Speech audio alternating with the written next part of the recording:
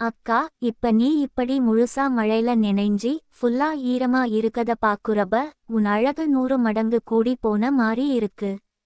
அணு இதை கேட்டு ரொம்ப பெருமையே இருந்தா. ஆதி இப்போ அணுவை நல்லா கவனிச்சான்.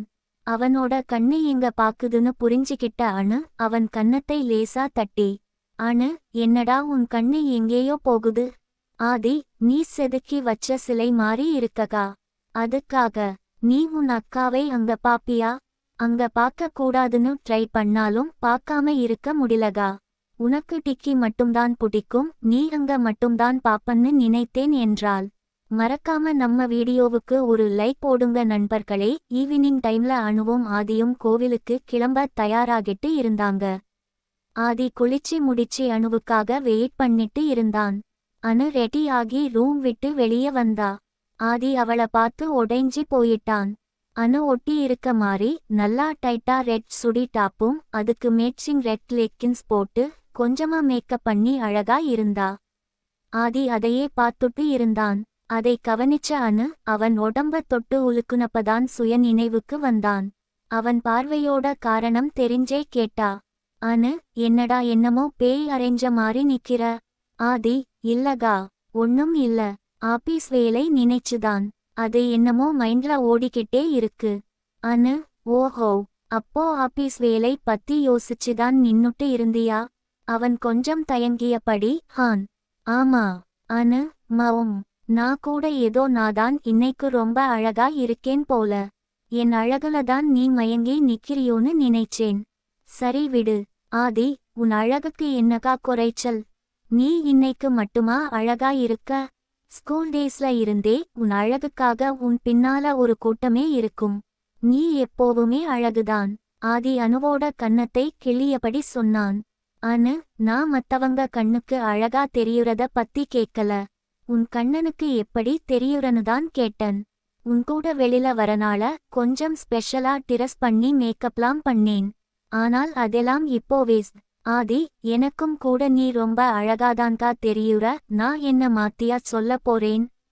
கொஞ்ச நஞ்ச அழகா? இன்னைக்கு வேற லெவல்ல இருக்க. இத போய் நீ வேஸ்ட்னு சொல்றியே. சூப்பர் ஃபிகர்டி நீ. ஆதி தெரியாம இத சொல்லிட்டு நாக்கை கடிச்சுக்கிட்டான். அணு அத பார்த்து சிரிச்சிட்டு, அணு, நீ தான் இந்த சூப்பர் ஃபிகரை பார்த்து ரசிக்காம ஆபீஸ் வேலை பத்தி யோசிச்சுட்டு இருந்தியே. அப்போ நான் பண்ணது எல்லாம் வேஸ்ட்னு தான் சொல்ல முடியும். ஆதி, அப்படிலாம் இல்லகா. நான் உன்னை பார்த்துதான் அசந்து போய் நின்னன். அணு, சரி அப்போ நான் எப்படி இருக்கன் சொல்லு. அணு அவ 2 கையும் சைடுல நீட்டி ஜவுளி கடை பொம்மை போல அவன் முன் நின்னு கேட்க, ஆதி அவள தலையில இருந்து கால் வர பார்த்து, உன்னை இது மாறி மேக்கப் ஓட பார்த்து ரொம்ப நாள் ஆச்சுல. நீ இந்த டிரஸ் பண்ணிட்டு ரூம்ல இருந்து வெளில வரப்ப சத்தியமா உன்னை பார்த்ததும் கையும் ஓடல காலும் ஓடல.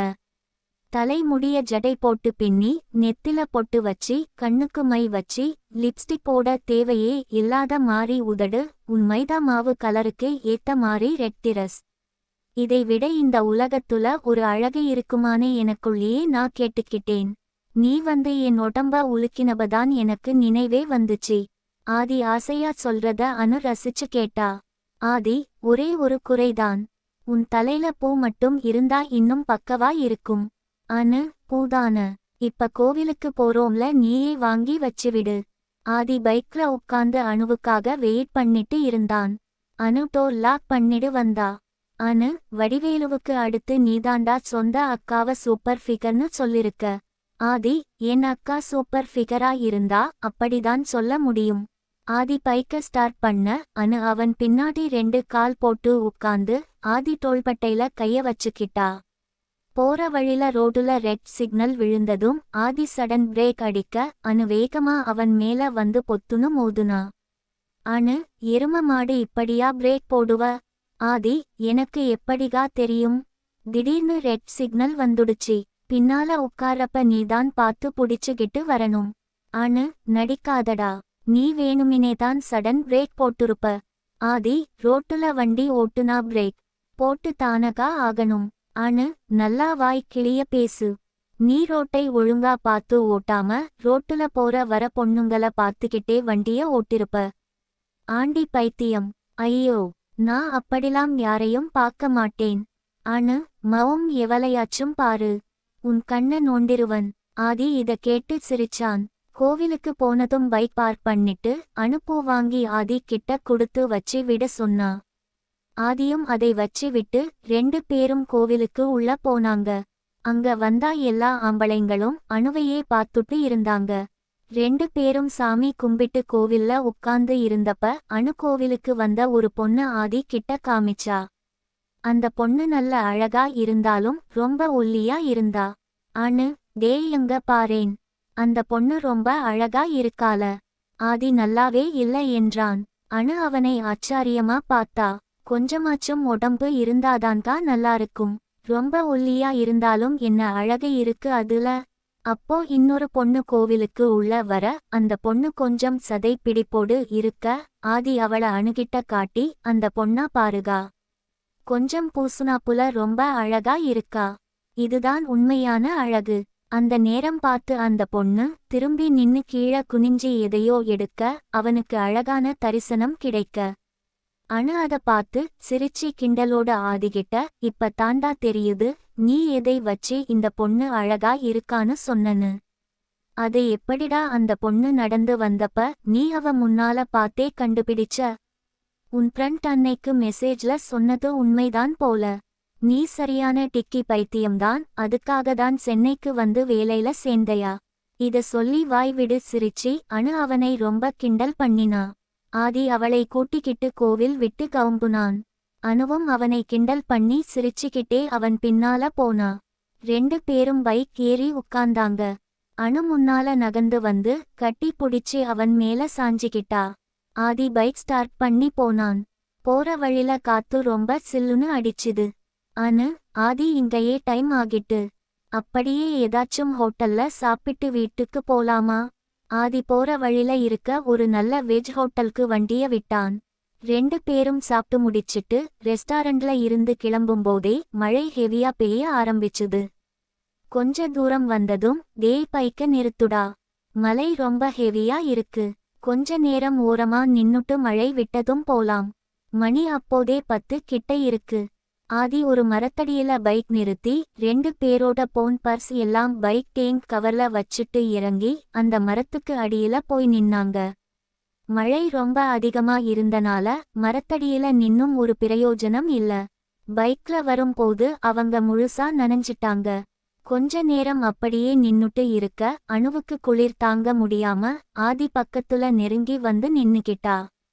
ஆதி அவன் இடது கைய அணு தோள சுத்தி போட்டு அவளை இன்னும் பக்கத்துல இழுத்து அணைச்சிக்கிட்டான். இடம் கொஞ்சம் ஓரமா இருக்க 2 பேரும் மட்டும் தனியா இருந்தாங்க. அணு மெதுவா அவனோட வலது கையும் எடுத்து அவ உடம்ப சுத்தி போட்டுக்கிட்டா. 2 பேரும் மழையில மரத்துக்கு அடியில நெருக்கமா புடிச்சிட்டு ஒருத்தர் கண்ணுக்குள்ளேயே பார்த்துட்டு இருந்தாங்க. அக்கா, மவும், நீ ரொம்ப அழகா இருக்க. அணு லேசா வெக்கப்பட்டு சிரிச்சுக்கிட்டே, அப்படியா என்றாள். ஆமாகா, வீட்ல மேக்கப் போட்டு ரூம் விட்டு வந்ததை விட இப்படி நீ முழுசா மழையில நனைஞ்சி ஃபுல்லா ஈரமா இருக்கத பாக்குறப்ப உன் அழகு 100 மடங்கு கூடி போன மாறி இருக்கு. அணு இதை கேட்டு ரொம்ப பெருமையே இருந்தா. ஆதி இப்போ அணுவை நல்லா கவனிச்சான். அவனோட கண்ணு எங்க பாக்குதுன்னு புரிஞ்சுக்கிட்ட அணு அவன் கன்னத்தை லேசா தட்டி, அணு, என்னடா உன் கண்ணு எங்கேயோ போகுது? ஆதி, நீ செதுக்கி வச்ச சிலை மாறி இருக்ககா. அதுக்காக நீ உன் அக்காவை அங்க பாப்பியா? அங்க பார்க்க கூடாதுன்னு ட்ரை பண்ணாலும் பார்க்காம இருக்க முடியலகா. உனக்கு டிக்கி மட்டும்தான் பிடிக்கும், நீ அங்க மட்டும்தான் பாப்பன்னு நினைத்தேன் என்றாள். உன்ன முழுசாவே எனக்கு பிடிக்கும். உங்கிட்ட இருக்க எல்லாமே அழகுதான். அணு இத கேட்டு வெக்கப்பட்டு சிரிச்சா.